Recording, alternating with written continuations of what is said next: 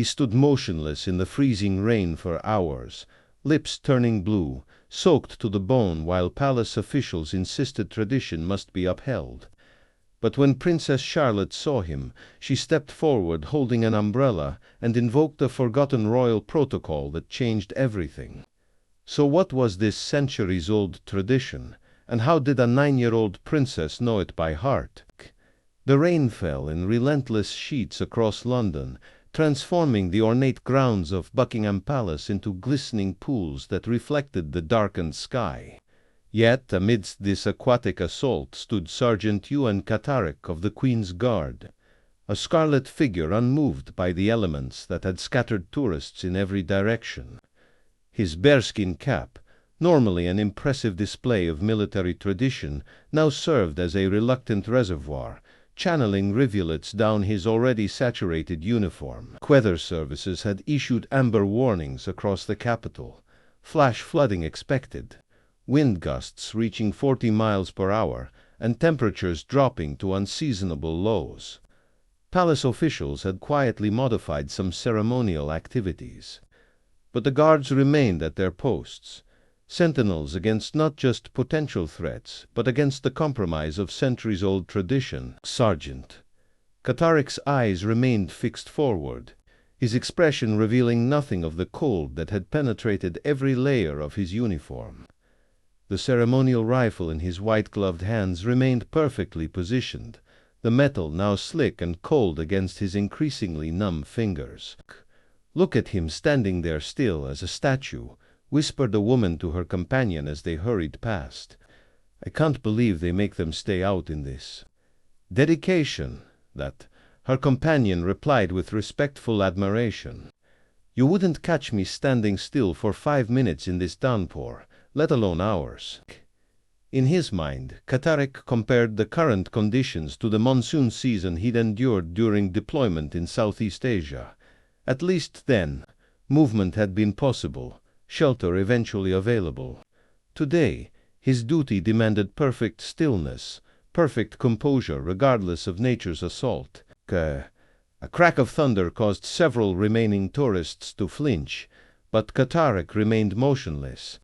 The marble beneath his boots had become treacherous with rain, requiring subtle adjustments in muscle tension to maintain his perfect posture. These micro-corrections happened automatically after years of training, invisible to observers but demanding significant physical control. From beneath the shelter of the palace colonnade, a small cluster of visitors had formed, their phones occasionally rising to capture images of the solitary guard standing firm against the elements. Among them, an elderly man with military bearing observed with particular intensity, occasionally nodding with understanding that suggested personal experience with such duty. Sergeant Ewan Catterick had served 12 distinguished years in Her Majesty's Armed Forces before his current posting to the Queen's Guard, 2 tours in Afghanistan, specialized training with NATO forces, and a peacekeeping deployment with the United Nations had forged both his reputation and his character. The scar beneath his uniform, a reminder of shrapnel wounds sustained in South Sudan, occasionally tightened in cold weather, and today it made its presence known with particular insistence. The Catterick men had stood guard for 3 generations. His grandfather had maintained position during the Great London Fog of 1952 when visibility dropped 2 inches. His father had stood watch through the bitter winter of 1971 when temperatures plummeted and water froze in canteens.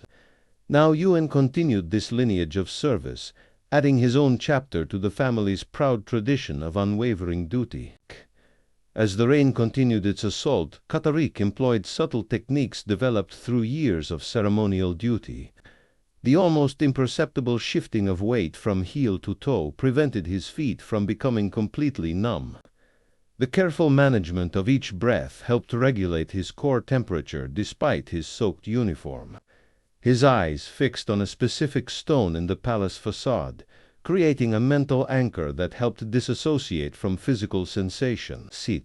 6 months earlier, a routine patrol near Juba had ended with an unexpected explosion and a medical evacuation.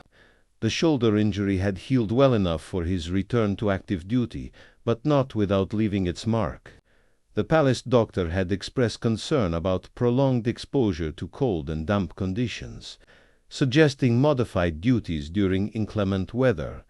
Katarik had politely declined. "Weather's just weather," he had told his sister during a rare phone call last week. "South Sudan taught me what real discomfort means."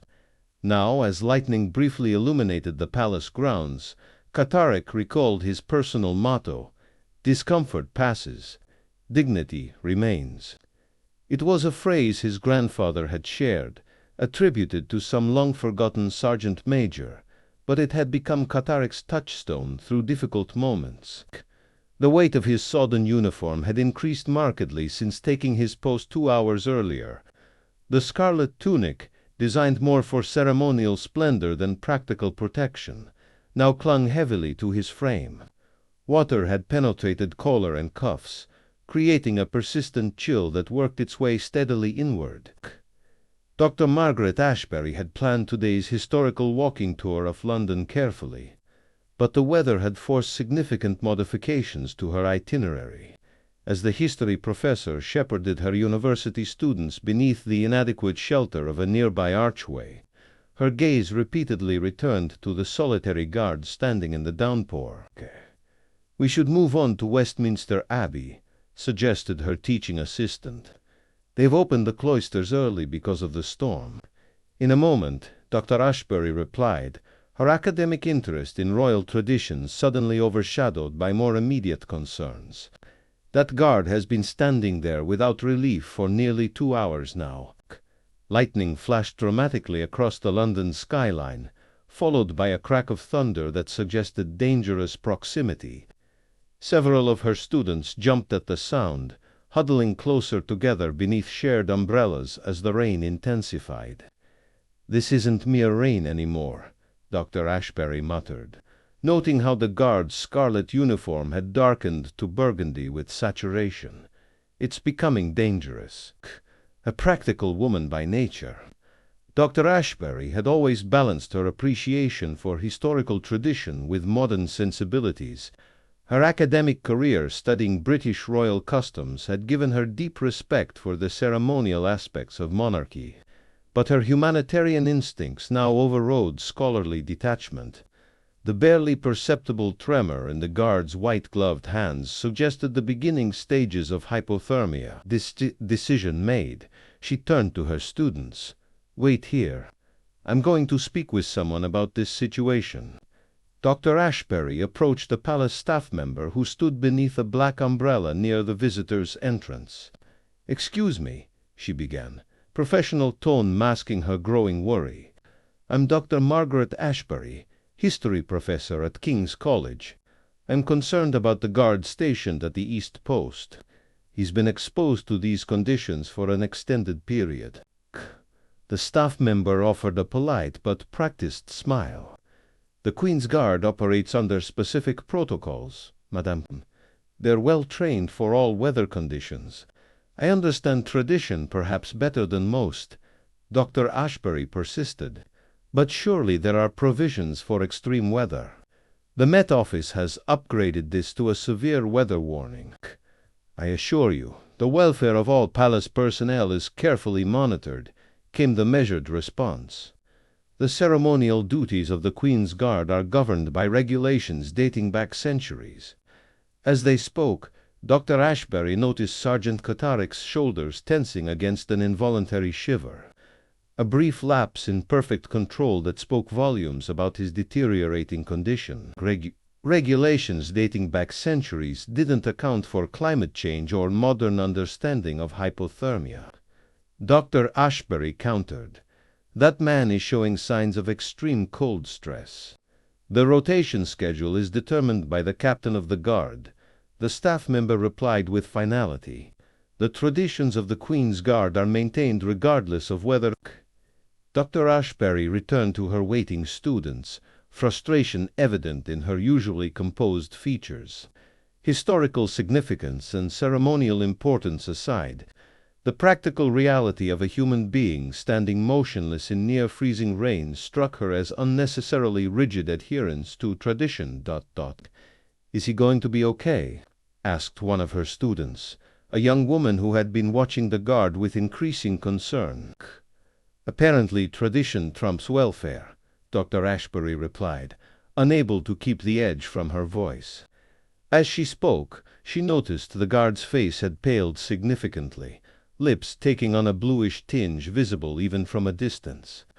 Making a sudden decision, she unfolded her own umbrella and moved purposefully toward the ceremonial barrier. "Dr. Ashbury, what are you doing?"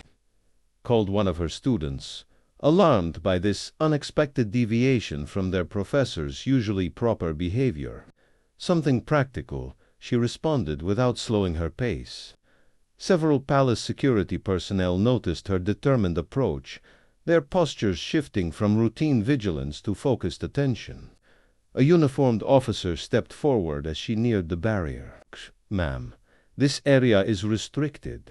Please remain behind the designated line." Dr. Ashbury stopped precisely at the barrier, her academic authority evident in both posture and tone. "I understand protocol, officer, but that guard is showing clear signs of hypothermia. His condition has deteriorated significantly in just the past 20 minutes. Queen's Guard operates under specific ceremonial guidelines," the officer explained with practiced patience. "There are medical professionals monitoring all personnel." "Then they're not doing their job properly," Dr. Ashbury countered, gesturing towards Sergeant Katarik. "Look at his coloring. His lips are blue, and he's suppressing shivers that are clearly visible even from here. Tradition shouldn't mean pneumonia." "I appreciate your concern, ma'am, but I must ask you to step back," the security officer insisted, his tone firming. "The ceremonial duties of the guard are not subject to public intervention. I am not the public. I'm a concerned British citizen and a historian who understands these traditions better than most," Dr. Ashbury replied, opening her umbrella wider. Surely Queen Victoria wouldn't have expected her guards to stand unprotected in conditions that could cause lasting harm. The security officer's expression remained professionally neutral. "Ma'am, regardless of your credentials or intentions, approaching the guard is strictly prohibited. Please return to the public area immediately." A small crowd had begun to form despite the weather, opinions clearly divided. The atmosphere grew tense as the confrontation continued. "A person before he's a symbol," Dr. Ashbury insisted, her voice carrying to the gathered onlookers. "I have studied royal traditions for 20 years. They evolved for good reasons, not to cause harm to those who uphold them." "The traditions have specific provisions," the officer countered, "none of which include civilian intervention." Sinti. The unexpected sound of car tires on wet gravel drew attention away from the standoff. A sleek burgundy Bentley bearing the royal standard had diverted from its scheduled route, forced to adjust due to extensive flooding near Kensington Gardens.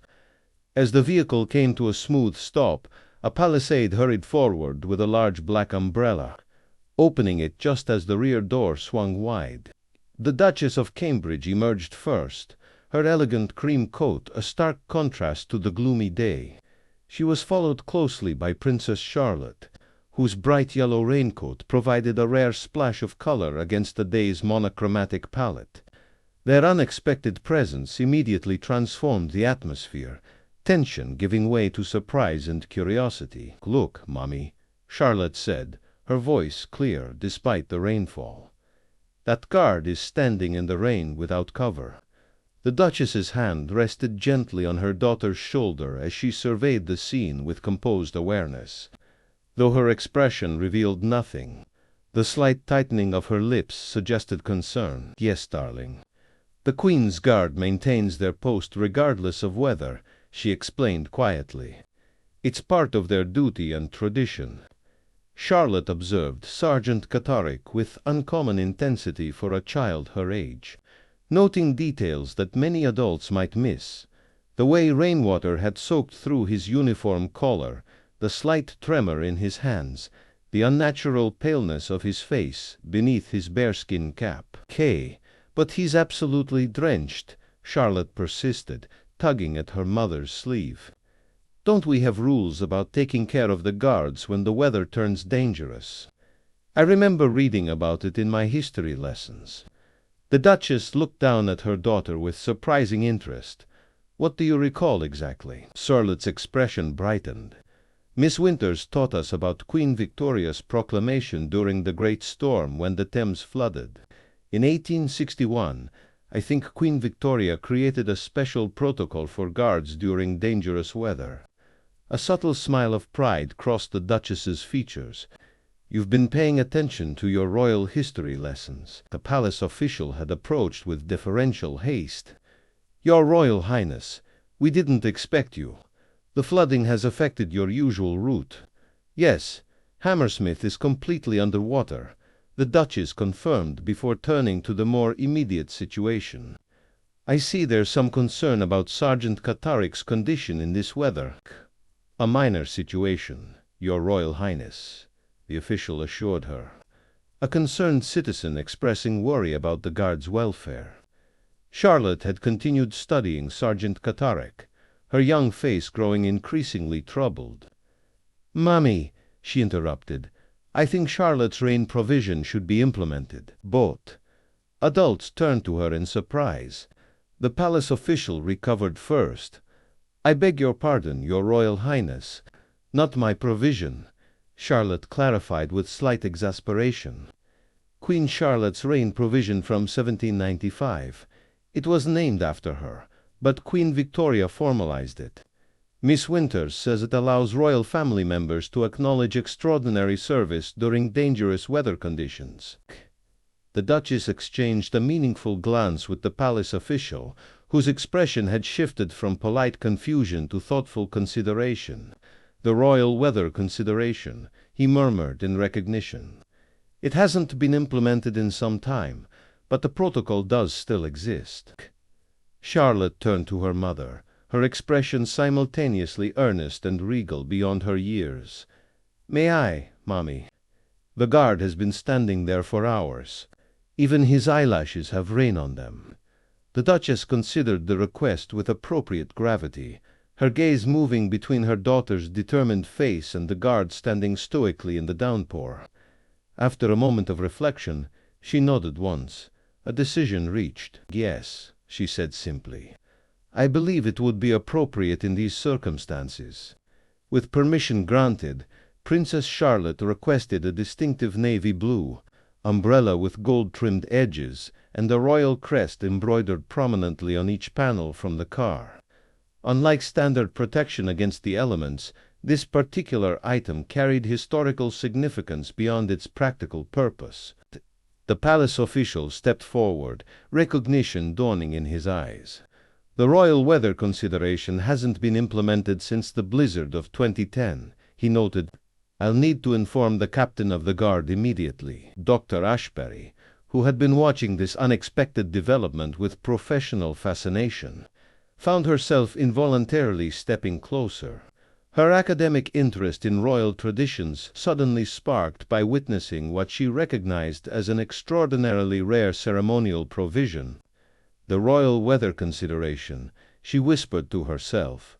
"I've only read about it in historical documents." The palace official returned with a senior officer of the Queen's Guard. After a brief consultation with the Duchess, he turned toward Princess Charlotte with formal respect. "Your Royal Highness, the captain acknowledges and approves implementation of Queen Charlotte's rain provision," he announced with ceremonial gravity. "The protocol may proceed when you are ready." The palace official addressed the gathered observers. "Ladies and gentlemen, you are about to witness a rare royal tradition dating back to the reign of King George III. During the great storm of 1795, Queen Charlotte observed a guard standing faithfully at his post despite dangerous conditions. Concerned for his welfare but respectful of duty, she established a protocol that would later be formalized by Queen Victoria during the Thames flooding of 1861. The Royal Weather Consideration acknowledges extraordinary service during hazardous conditions. The official continued. It permits specific accommodations without compromising the dignity and purpose of the Guard's duty. While he spoke, Princess Charlotte received instruction from her mother, reviewing the precise ceremonial steps required.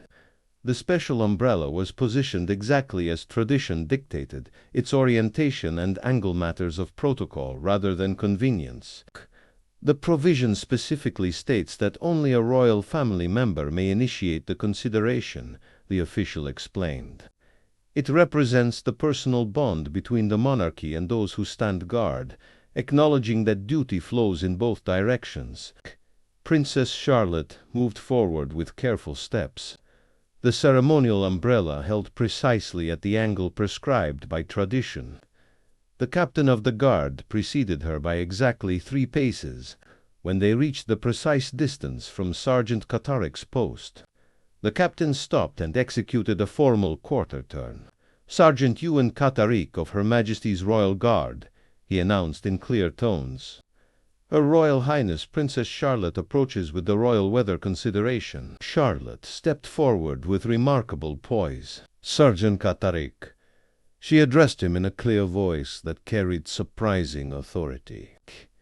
"In recognition of extraordinary service during adverse conditions, I present the Royal Weather Consideration." She then performed a series of precise gestures that seemed ceremonial in nature, holding the umbrella with both hands, presenting it forward with the royal crest perfectly centered, then executing a quarter turn of the handle. Charlotte completed the ceremonial presentation by taking one more precisely measured step forward, skimmed by authority granted through Queen Charlotte's reign provision of 1795 and Queen Victoria's formalization of 1861. "Your extraordinary service is acknowledged. The Crown recognizes duty fulfilled beyond measure." At these words, 2 junior officers moved into position on either side of Sergeant Katarik. One officer held a position marker, a brass emblem on a slender pole that would temporarily designate the exact position. Katarik had maintained. The captain of the guard addressed Sergeant Katarik directly. "Sergeant, the Royal Weather Consideration has been invoked. Acknowledge and proceed according to protocol." For the first time since taking his post hours earlier, Sergeant Katarik moved, not breaking position but responding with precise ceremonial acknowledgement.